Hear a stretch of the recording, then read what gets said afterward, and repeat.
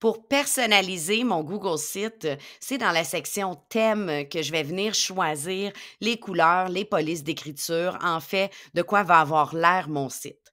J'ai plusieurs petits modèles qui me sont préparés d'avance par Google. Je pourrais donc choisir ici le modèle simple ou Aristote ou diplomate ou vision, plan ou impression.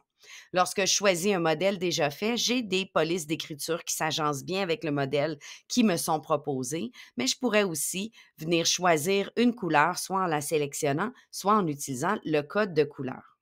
Je peux aussi choisir les polices d'écriture, mais là, je suis un peu limitée. J'ai quand même 3 choix de polices d'écriture, mais je pourrais y aller avec un modèle tout simple de cette façon-là.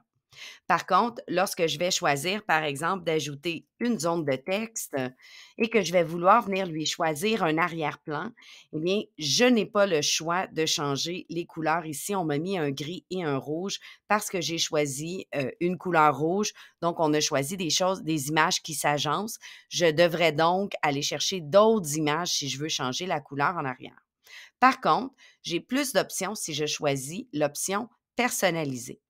Lorsque je clique sur le plus, on va me demander de donner un nom à mon thème et je vais pouvoir y installer un logo, une bannière. Je peux aussi passer cette étape et y revenir plus tard, mais je pourrais déjà prédéterminer le logo, la bannière qui m'intéresse. On me propose, tout comme dans les différents modèles, des couleurs prédéfinies. La première couleur étant la couleur qui va être dominante et les autres qui vont devenir mes zones de texte. Je peux aussi venir choisir des couleurs personnalisées. Je peux utiliser le menu déroulant et venir choisir une couleur dans la liste, mais je pourrais, tout comme pour les modèles, venir choisir avec le code de couleur précis. Donc, vous savez que votre vert à vous dans votre logo est tel chiffre, mais vous pourriez venir le changer. L'ordre qui est ici est le même que ce qu'on a vu tout à l'heure, donc couleur dominante, 2 couleurs qui vont être les couleurs des différents arrière-plans que je pourrais utiliser. Donc, si vous souhaitez plutôt avoir des couleurs d'arrière-plan qui sont rouges, il faudrait venir le mettre, par exemple, dans les 2 derniers. Je peux ensuite venir choisir les polices d'écriture par défaut pour mes titres et pour mon corps de texte et je crée mon thème. Puisque ma couleur dominante était mon rouge, c'est un peu ce qui est venu en arrière-plan et on voit que les 2 autres couleurs se sont mis en style. Si je venais changer le tout, eh bien, je pourrais venir changer l'ordre. Le premier est toujours un arrière-plan en blanc. Lorsque mon site est créé, pas mon site, mon thème, pardon, est créé, ben, j'ai la possibilité de rapidement venir modifier les polices d'écriture ou de venir modifier les couleurs. Comme je disais, si on veut changer la palette de couleurs différentes, ben, ça s'applique tout de suite sur le site.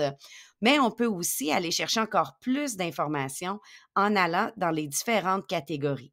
Si je vais dans couleurs, par exemple, eh bien, ici, je vois très bien mon style 1, 2, 3 qui sont les mêmes que mes styles 1, 2, 3 ici. Donc, je pourrais venir les changer, changer les couleurs par défaut, venir jouer avec le tout. Je peux aussi venir changer l'écriture du texte si je voulais, par exemple, que ce soit écrit toujours en blanc ou autre. Donc, ces étapes-là sont après pour personnaliser le tout. J'ai même d'autres options si je continue. Je pourrais venir dire le corps de texte et tout. Pour le texte, j'ai des options supplémentaires aussi dans le menu. J'ai choisi ma police d'écriture, mais je pourrais maintenant venir jouer avec la taille, le gras, l'italique, de toujours aligner les interlignes. Donc, beaucoup, beaucoup d'options supplémentaires pour personnaliser. Même chose pour mes images d'en-tête, de logo et mon favicon. C'est quelque chose qu'on retrouve également dans images de marque dans paramètres, par contre, mais on a tout en un même endroit. La navigation, on la retrouve également dans la roulette de paramètres, mais c'est pour venir dire est-ce que je veux mon menu, de quelle façon, est-ce que je le veux en gras, la couleur de défilement. Donc, de pouvoir vraiment venir personnaliser le tout. C'est encore plus précis que les options que j'avais dans les paramètres. Et ici, ben, même chose, les différentes composantes. Est-ce que je veux des boutons qui vont être remplis? Est-ce que mes boutons vont toujours être de telle couleur? Est-ce que mes séparateurs vont être de telle couleur ou l'épaisseur du trait des séparateurs que je peux mettre? Est-ce que dans les carousels d'images, je veux un point en bas des images d'une certaine couleur pour agencer? Donc, on voit qu'on peut vraiment venir être très, très, très précis dans notre personnalisation. On avait déjà quelques personnalisations dans paramètres, mais il y en a vraiment beaucoup plus dans ce qu'on fait et ça va beaucoup plus vite que de venir à chaque fois dire normal, je la veux 14, je la veux en grand. Donc, on pourrait venir tout prédéterminer et ensuite, on n'a plus de mise en page à faire. Donc, une section à explorer et à réfléchir avant peut-être de débuter votre site. Mais si votre site est déjà fait, ben, peut-être de venir réfléchir et refaire un peu l'uniformité de votre site.